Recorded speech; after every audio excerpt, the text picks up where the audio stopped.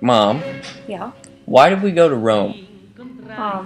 Well, I think anybody would say, why not go to Rome if you can?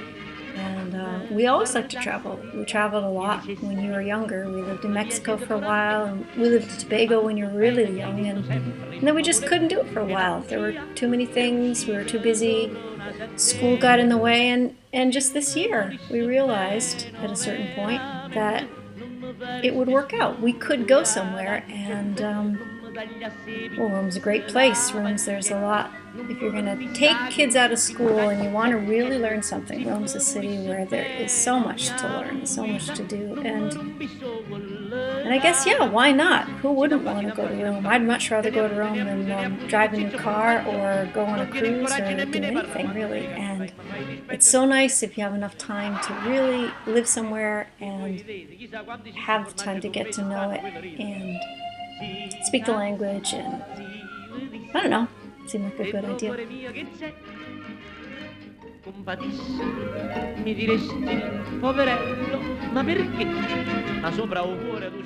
When we were imagining staying here in Rome, as important or more important than anything was being able to be in a place where we could at least feel somewhat like we lived here.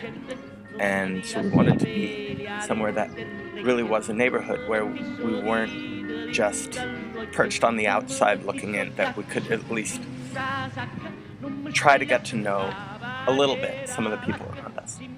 One of the things that's different about Trastevere is that it's very small, it's very, very compact. There are no big streets where we live, and so that means there's a lot more walking and a lot more people on the street. There's a lot more access.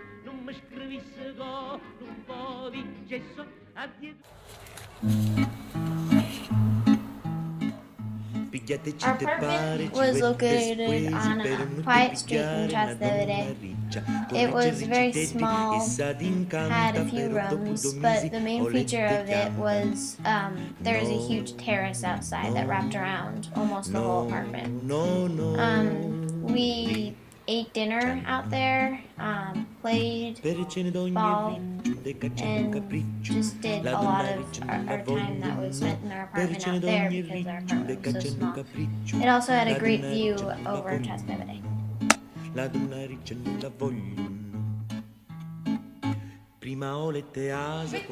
Cafe Settimana was our corner place where we went every day at least once. And small, medium size, it was often crowded in the morning, really nice. In the morning you could get sandwiches or a little baked something, nice coffee. If you went in the afternoon, maybe you'd get a little afternoon drink, and you'd have different kinds of food. Different people used it in all different ways. So breakfast, lunch, dinner, drinks in between. And it would evolve over the course of the day, which was really nice.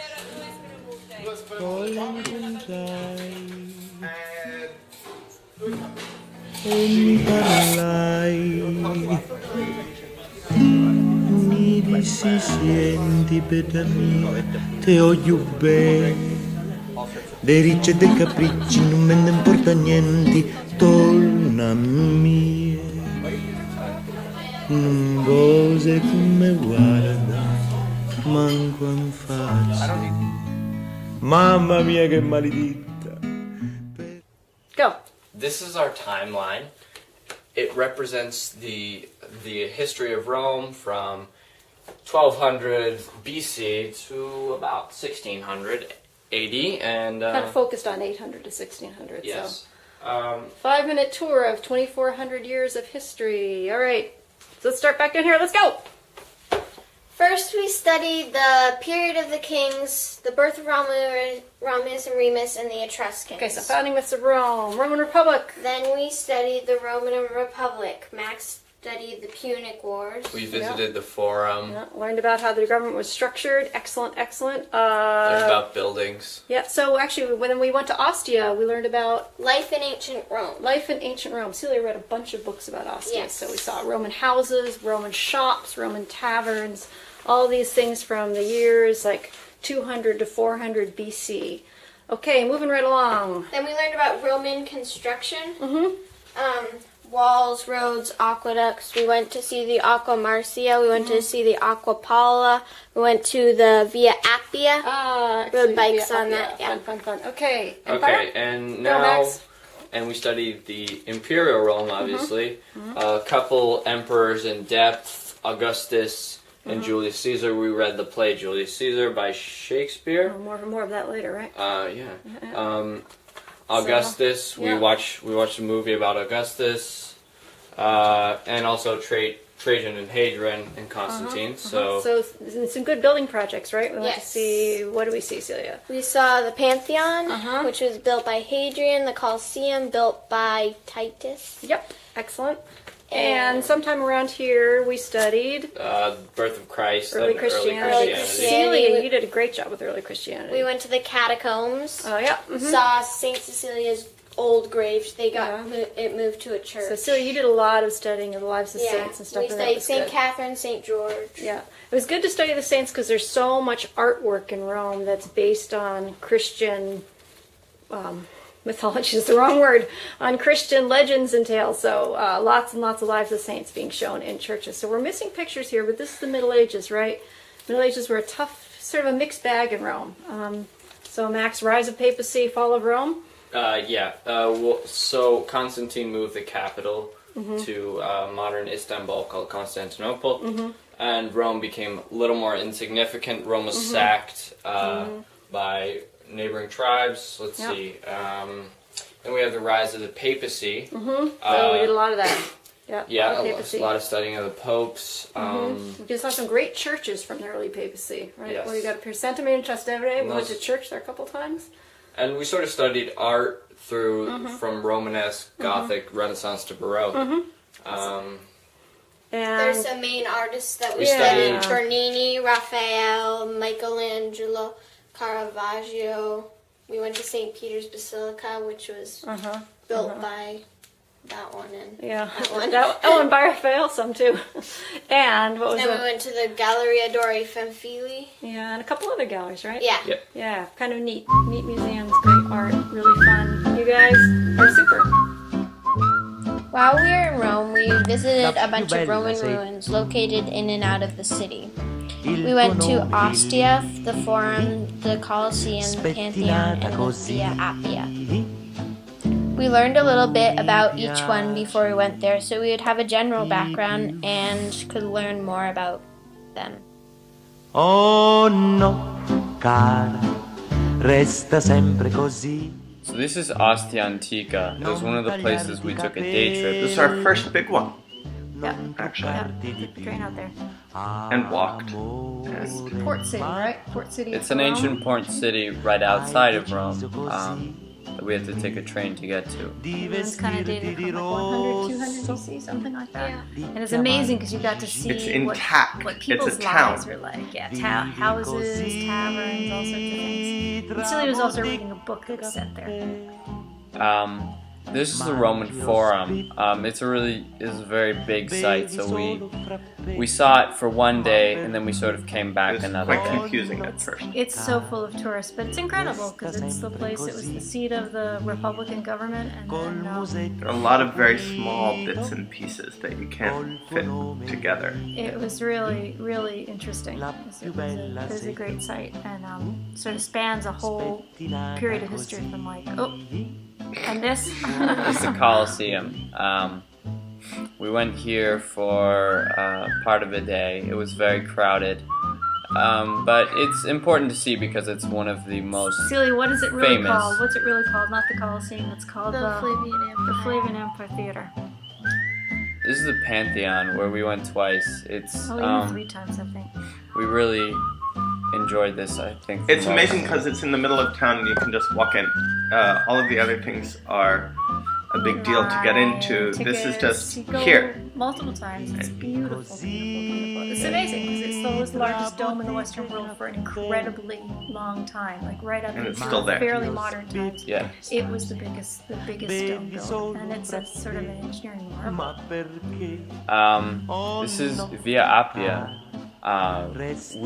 This was also another day trip, and We rented bikes, and we went down this ancient Roman road that originally spanned basically across provinces from Rome. It was a big We went road. to Puglia. And this is an intact Roman road that we got to ride our bikes on. We it's saw right we could close see to the aqueducts city, from there. and it's a very huge cool. park. It was incredible. It was very, very beautiful, and there are ruins all the way along. While we were in Rome, we went to a lot of museums. We looked at ancient, Renaissance, and Baroque art. We also went to see a lot of art in churches. We learned all about the architecture that was used in each period. The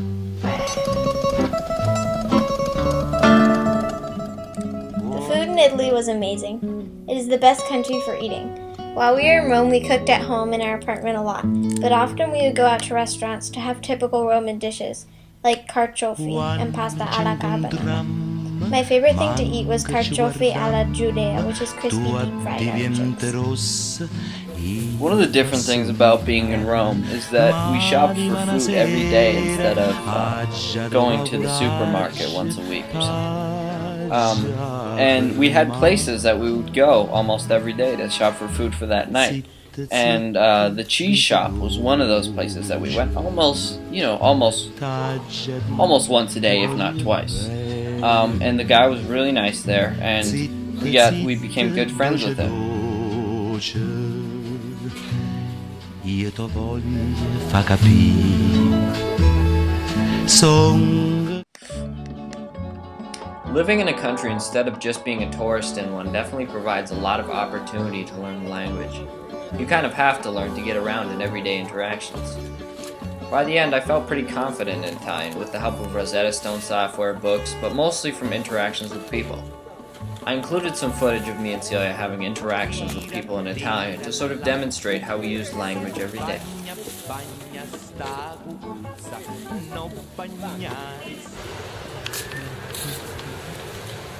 Ciao. Ciao! Vuoi una copa piccola? Sì.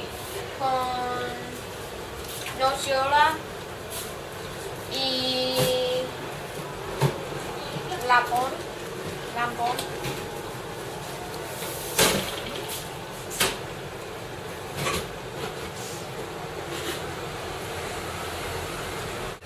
E per lui con cioccolato e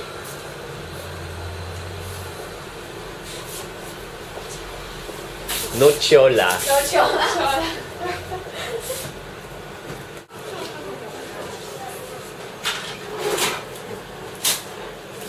Ciao, grazie. Ciao. Ciao.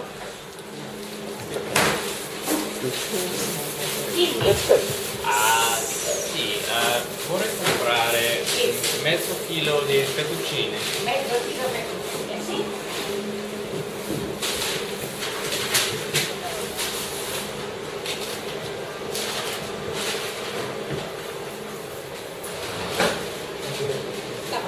Ok, grazie. Grazie tanto. Lo chiamavano Fifì col bastone di bambù, quel bel tipo tanto chic, oggi non si trova più.